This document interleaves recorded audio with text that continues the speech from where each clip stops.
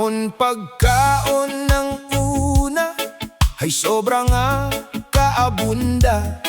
Maghugod ka lang magpanguma, hindi magputi imo mata.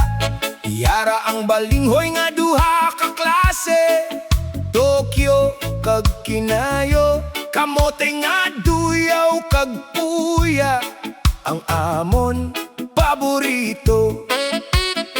Pagpanahon ng kakulian, hindi gihapon mawadan. Ang kuyot sa sobra kadamo, gapang siya gaylang. Iyaron mo maayo, manipis kag butang sa sako. Ihuom sa dagat, ipiton bato. Pagbukon tama preparasyon, basi ikaw mahilo.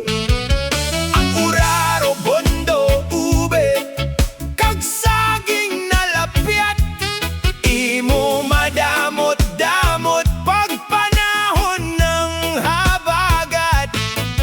Igwa pagid bahay nga pursado ang bukag, isaw-saw lang sa kinayos nga nyog, sigurado ang tig-ab. Kung sa mga utanon naman, damo ang imo magatan. Umpisahan ta sa langka, haluan bayoy, syempre may lumbay pa yan. Sa lanas damo, abayong kaggabi, pilion lang maayo ang usbod. Hindi magtinabil kung ginaluto, basi kung makatoy, hindi ka mabusog.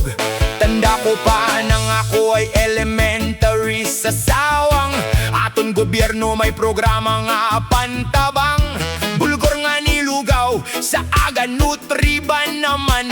Problema kung waya ka 25 centimos, tululaway ka lang.